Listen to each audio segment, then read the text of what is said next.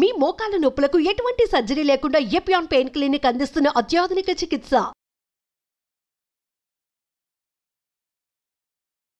Cancer వస్తే ఇంత ఖర్చు అవుతుంది అంత ఖర్చు అవుతుంది అని చెప్పి మీరు ప్రీమియంలు కట్టండి, ఇన్సూరెన్సులు కట్టండి అని ఒకవైపు ప్రకటనలు చేస్తున్నారు రేడియోలో. ముందుగానే కనుక్కోండి మీకు రోగం వస్తుందని ఈ డయాగ్నోస్టిక్ ల్యాబ్ వాళ్ళు ప్రకటనలు చేస్తున్నారు.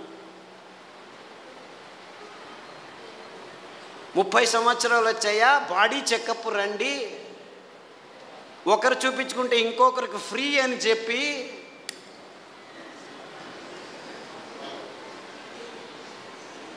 అంటే మీ భయాన్ని అమ్ముకునే ఈ భయంకరమైన సమాజాన్ని మనం నిర్మిస్తున్నామని మనకి ఎవ్వరికీ తలకపోవట్లేదు.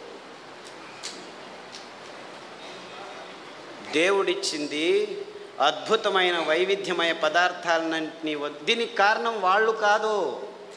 నేను వాళ్ళని తిట్టడమే లేదు, అంతా మనం చేసుకున్న బుద్ధిమాంద్య పనులే.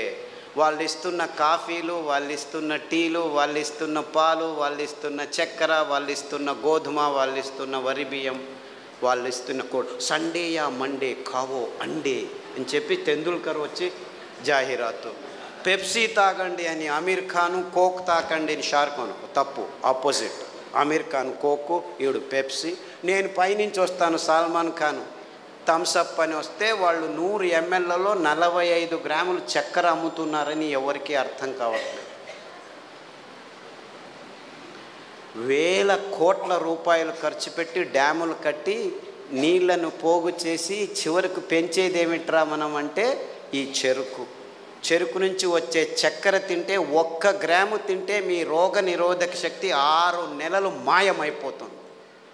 డెంగ్యూ రావచ్చు, పంగు రావచ్చు, H5N1, H1N1, డెంగ్యూ, పింగు, జింకా, పుంకా, నీపా, ఏనేనో పేర్లు, అంతా అర్థం కాని పేర్లని పెట్టుకొని, ఓ నీపా గబ్బిలాల నుంచి వచ్చింది, గబ్బిలాన్ని చంపండిరా. డెంగ్యూ దోమల నుంచి, దోమల్ని చంపండిరా. పక్షి జ్వరం, అక్కి. కోళ్ళ జ్వరం, కోళ్ళని చంపండి. పందుల జ్వరం, పందులను చంపండి. మ్యాడ్ కౌ డిసీజ్, కౌస్ని చంపండి. మిలియన్స్ ఆఫ్ అనిమల్స్ మారణ హోమం చేస్తూ వస్తున్నాము గడిచిన 15 సంవత్సరాల్లో. కానీ ఎవరికి చెప్పట్లేదు దీనివల్ల వస్తుందని. Match the following. 2వ తరగతి పిల్లాడికి చెప్తే చాలు, మ్యాచ్ చేస్తాడు.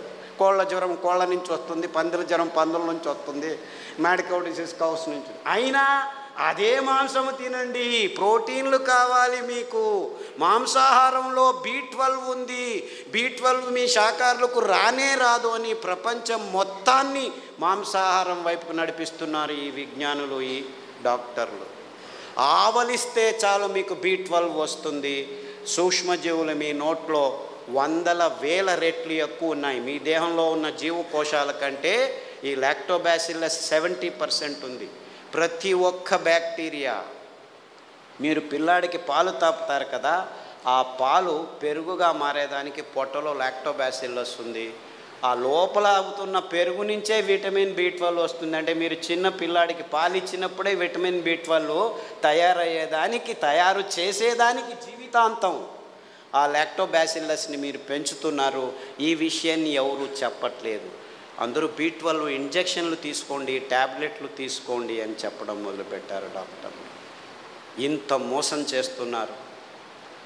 అంటే మీరు నువ్వుల పాలు, కొబ్బరి పాలు తాగితే చాలు, మీరు లోపలే B12 తయారవుతుంది, అక్కడ బ్యాక్టీరియా ఉంది.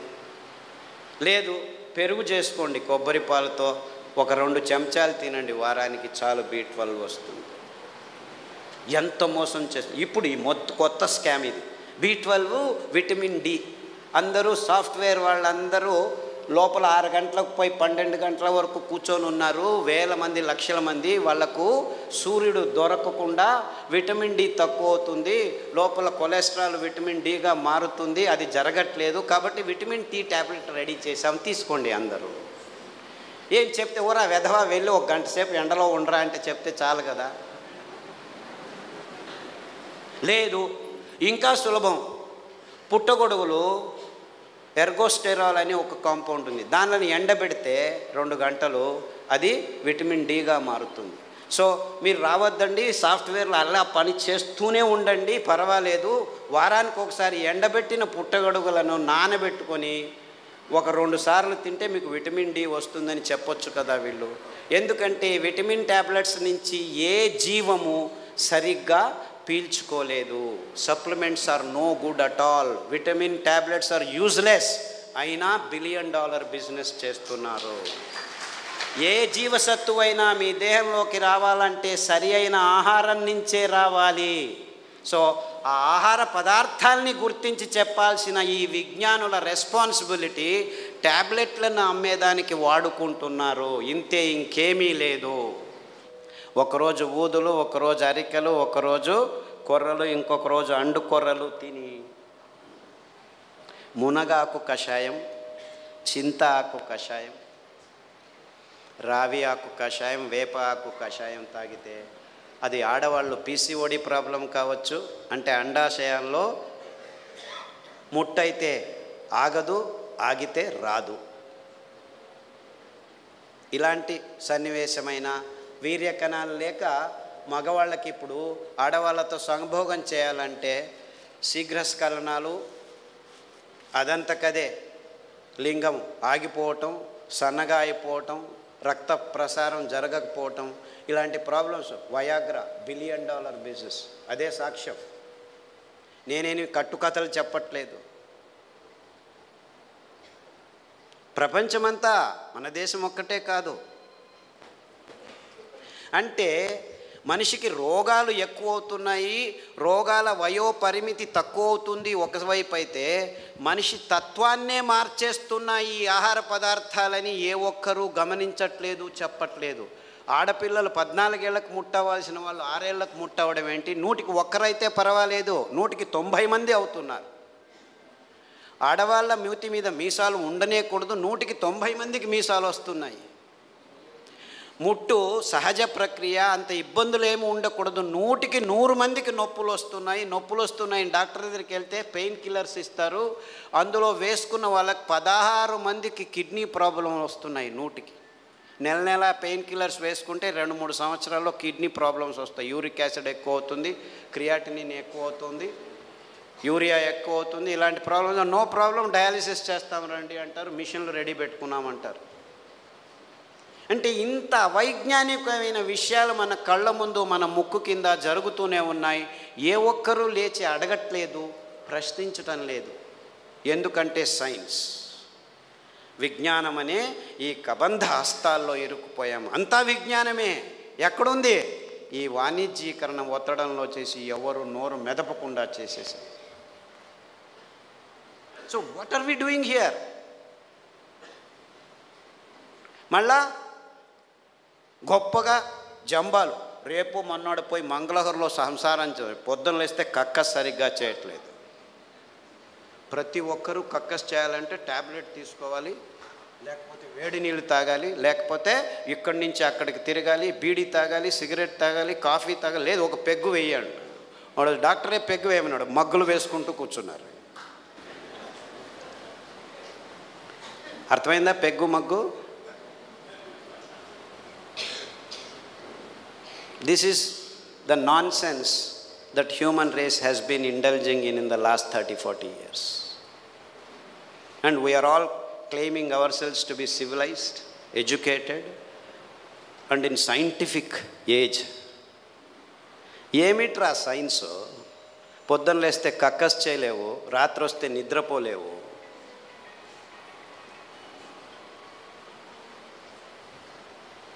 Wear is your science?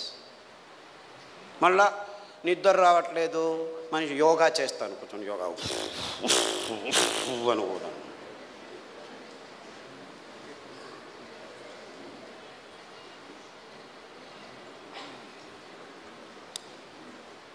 ఏం చేయమంటాం?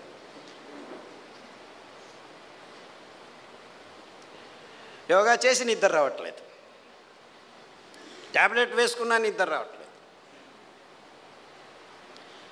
రాత్రి నిద్రపోవాలి, పగలు పని చేయాలి. మనం రాత్రిని పగలు చేసి కూర్చున్నాం, ఎలా నిద్ర వస్తుంది? లైట్లు వేసుకుంటున్నాము, రాత్రంతా లైట్లు.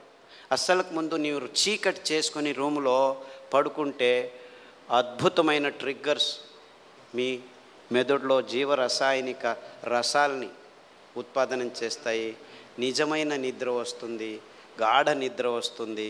అతి అద్భుతమైన నిద్ర మీ దేహానికి తడితే మీలో రోగనిరోధక శక్తి ఎక్కువ అవుతుంది. అంటే ఈ మధ్య ప్రపంచంలో మానవ జాతి సరి అయిన నిద్రపోవట్లేదు. ఎందుకంటే కారు అడవుల్లో కూడాను లైట్లు వేసేదానికి రెడీ అయిపోయాం. సో ఒక్క విజ్ఞాని కూడా చెప్పట్లేదు అందరూ చీకటి చేసుకొని నిద్రపోండి అని. ఎప్పుడైనా నిద్ర రాకుంటే ఈ ట్యాబ్లెట్ వేసుకో అని చెప్తున్నారు. మీరు 10 సంవత్సరాలు నిద్ర కోసం ట్యాబ్లెట్ తీసుకున్న వాళ్ళు నా దగ్గరికి వస్తే 3 గంటలు చీకట్లో కూర్చో, ప్రతిరోజు ధ్యానం చెయ్యి, పుస్ అని ఊదొద్దు, ఊరికే దేవుడిని తలుచుకో. ఆస్ట్రేలియా నుంచి ఒక అబ్బాయి వచ్చాడు, 28 ఏళ్ళు. ఎప్పుడు చూడు ట్యాబ్లెట్ ఇది అది అని చెప్పి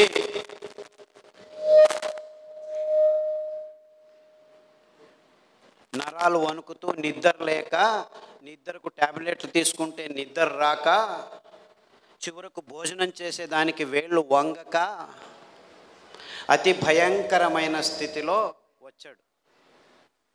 నిద్రపోయి 30 రోజులైంది. ఇలా కళ్ళు ఇలా అయిపోయాడు. వాళ్ళ అమ్మ నాన్న ఎంతో బాధపడుతూ ఇలా అయిపోయాడు, ఆస్ట్రేలియాకి తీసుకెళ్ళాము, అమెరికాకి తీసుకెళ్ళాము, అన్ని మందులు ఇచ్చాము, ఏమీ కావట్లేదు. అరికలో రాత్రి నానబెట్టి ఉదయం నానబెట్టి ఉదయం వండిన గంజి రాత్రి వండిన గంజి ఉదయం తాగిపించండి. దానికి తోడు చన్న సాంబారు ఉల్లిపాయలు, ఎర్రగడ్డలు దంచి మజ్జిగలో వేసి ఆ మజ్జిగ తాగించండి. చీకటి గది చేసేసి బాగా గంజి తాగిపించి వాడిని లోపలికి వేసేసి తలుపు వేసేసి ఇంకా వాడి వైపు చూడకద్దండి అంటే, అయ్యో ఎలా అని చేయండి, 3 గంటల తర్వాత వెళ్ళి చూడండి అని చెప్పాను.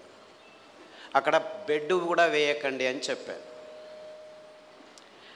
3 గంటలు తట్టుకోలేక ఆ తల్లి 1:30 గంటకే మెల్లిగా తలుపు తీసి చూస్తే వాడు బార్లా పడుకొని నిద్రపోయాడు. 3 రోజులు లేవలేదు. వాడు ఫోన్ చేసి లేవటమే లేదు, లేపి గంజి ఏమీ చేయొద్దండి, నిద్రపోనివాడు. 3 రోజులు కాదు 6 రోజులు నిద్రపోయినా ఏమి ఇబ్బంది లేదు అని చెప్తే 3 రోజుల తర్వాత లేచి కంప్లీట్లీ ఆల్ రైట్, మళ్ళీ ల్యాప్టాప్ తీసుకుంటాను అంటాడు. వెధవా, ఆ ల్యాప్టాప్ నుంచే నీకు ఈ రోగం వచ్చిందిరా.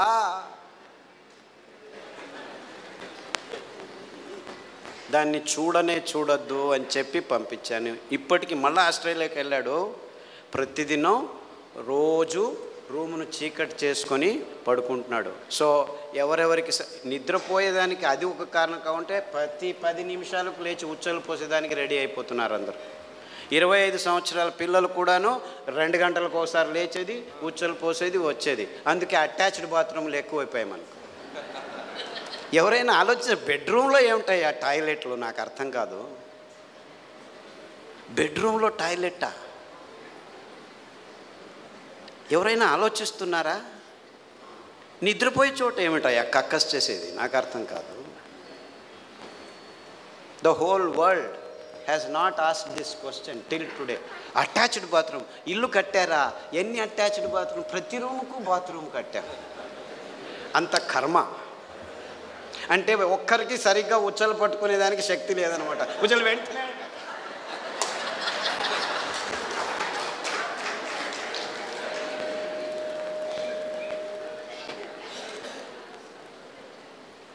అండుకొర్రల గంజి తాగండి, రాత్రి పడుకుంటే పొద్దున వరకు లేవాల్సిన అవసరం లేదు. In fact there have been zillions అని చెప్పాలి నేను. అంటే 100 మంది పెద్దవాళ్ళు 60 ఏళ్ళు 50 ఏళ్ళు 70 ఏళ్ళు ఉన్నవాళ్ళు రోజు రాత్రి 2 గంటలకు లేచి ఉచ్చలు, అది ప్రోస్టేట్ ప్రాబ్లము, ఈ ప్రాబ్లమ్, ఏ ప్రాబ్లం అన్నా ఉన్నివ్వండి, అరికల గంజి తాగండి.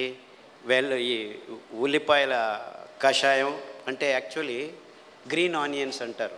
అంటే ఆనియన్ వేస్తే పచ్చగా వస్తాయి. ఆ ఆనియన్ గ్రీన్ ఆనియన్ షాలెట్స్ అంటారు, దాని కషాయం తాగండి, రావి ఆకు కషాయం తాగండి, గరిక ఆకు కషాయం తాగండి, కొబ్బరి నూనె, వేరుశనగ నూనె వారం వారం మార్చి తాగితే 6 రోజుల్లో మీరు పూర్తి శాంతంగా సమాధానంగా 10 గంటలకు పడుకుంటే 5 గంటల వరకు లేవాల్సిన అవసరం లేదు.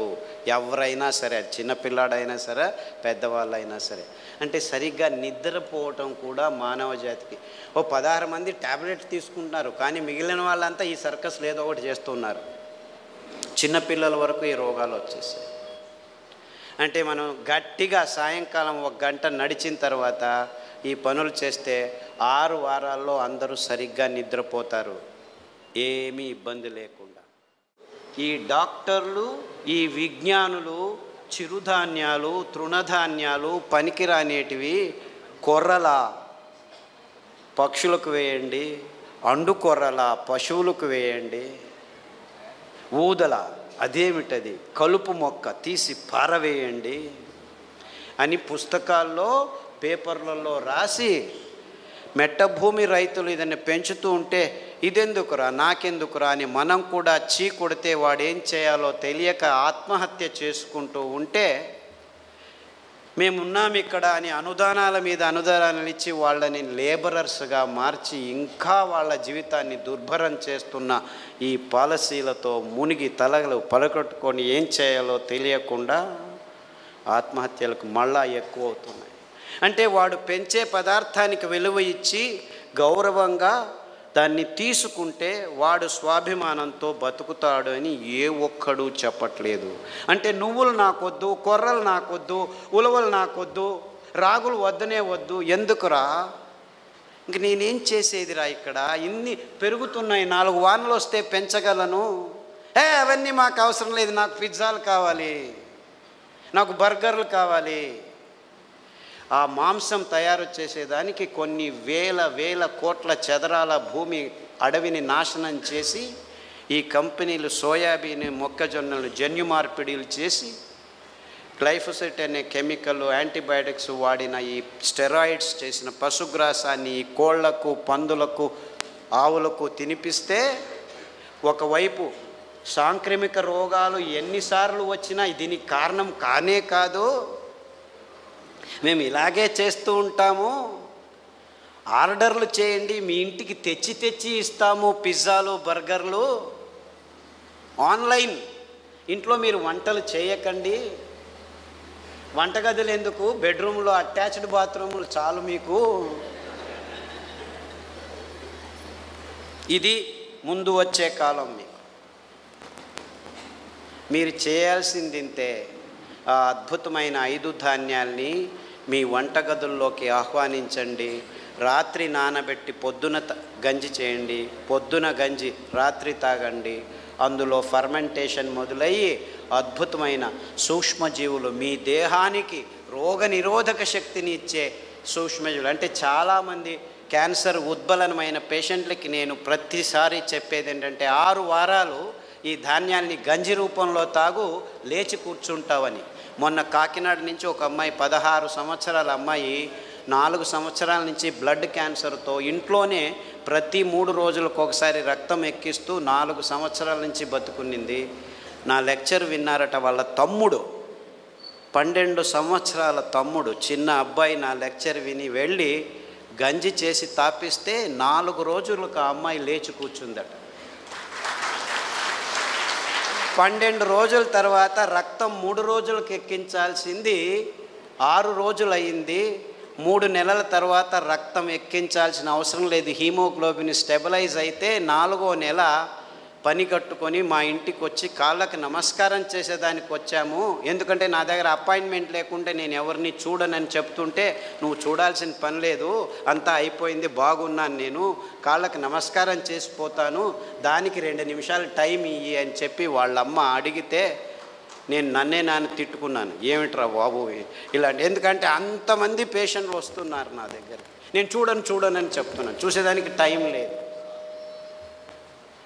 100,000 మంది ఫోన్ చేస్తున్నారు. ఈ బాధలు నేను తట్టుకోలేక పుస్తకంలో అన్ని విషయాలు క్షుణ్ణంగా రాసేసాను.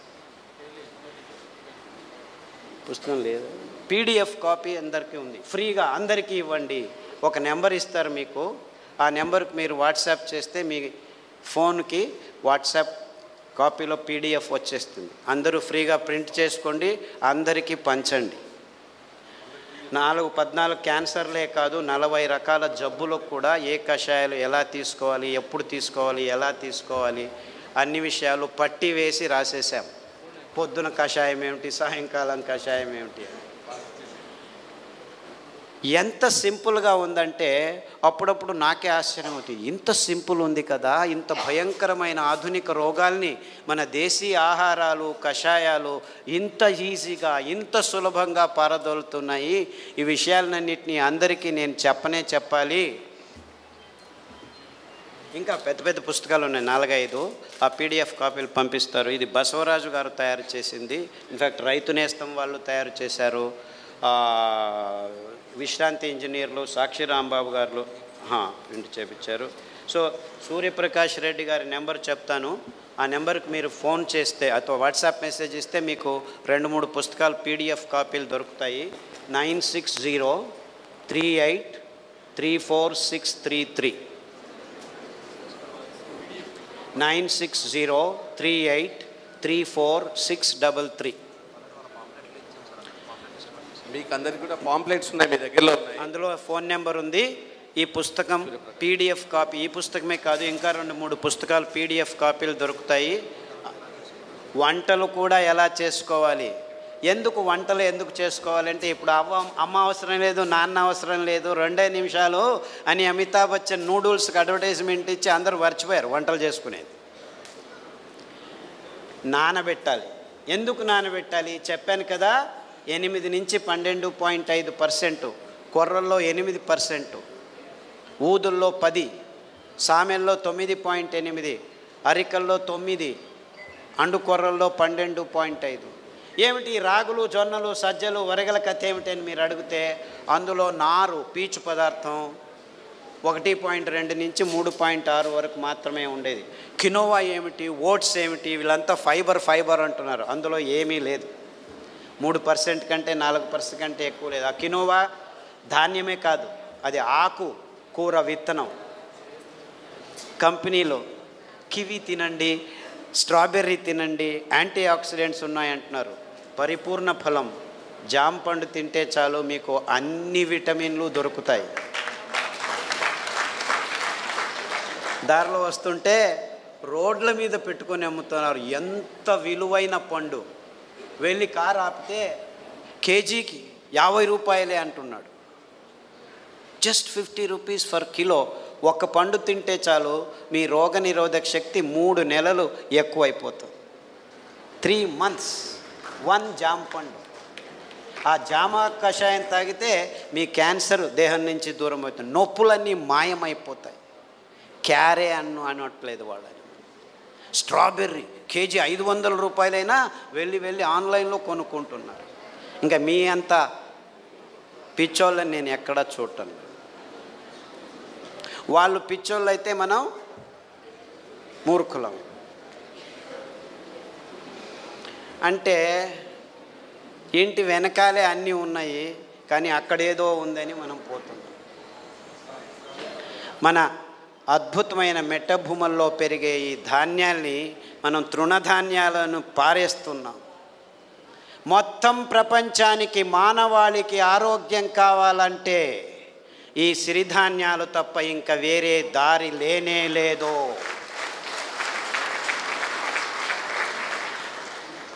మీకు ట్యాబ్లెట్లు కావాలా, ఆరోగ్యం కావాలా?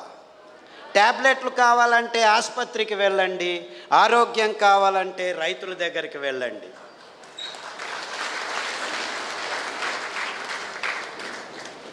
Choice is yours. రైతుల్ని మనం ఆత్మహత్యలు చేసుకుంటున్నట్లు చేస్తున్నాం. ఔషధీ కంపెనీని అందరికంటే ఎక్కువ డబ్బులున్న కంపెనీలుగా తయారు చేశాం. మనం మూర్ఖులమా, వాళ్ళు మూర్ఖులా?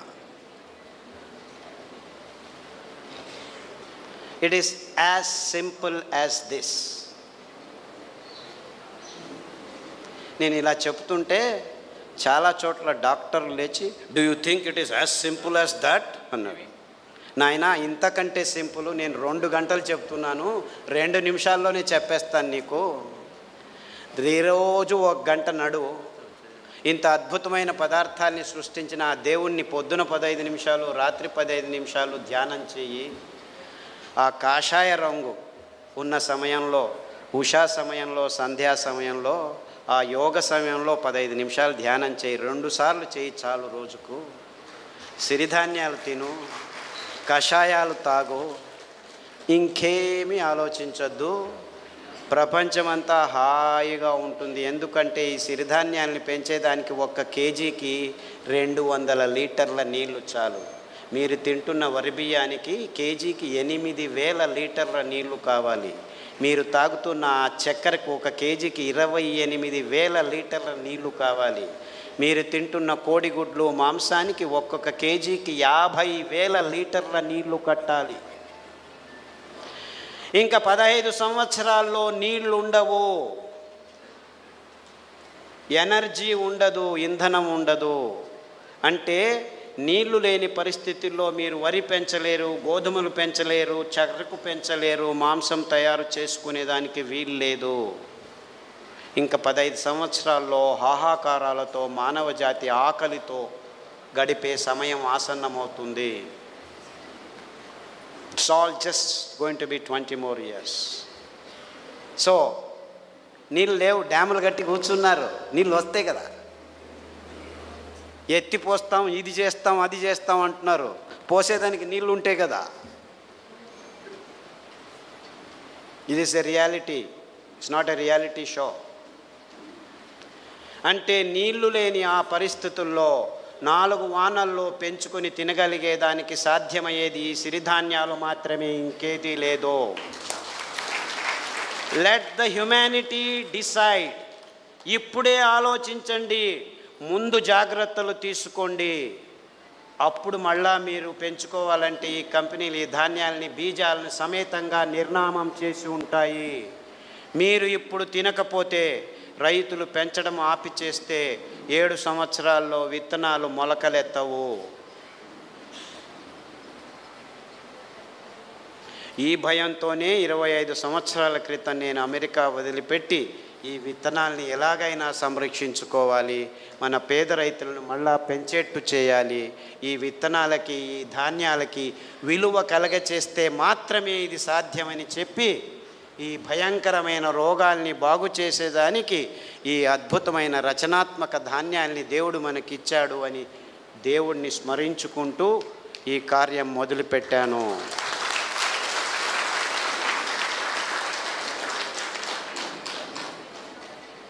ఇంతే ఆరోగ్య రహదారిని నిర్మించాం మేము. మొత్తం మీకు కాదు, ప్రపంచానికంతా. ఆసుపత్రికి వెళ్తారో, రైతులకు దగ్గరికి వెళ్తారో మీరే నిర్ణయించుకోండి. చాలా చాలా ధన్యవాదాలు. Thank you very much.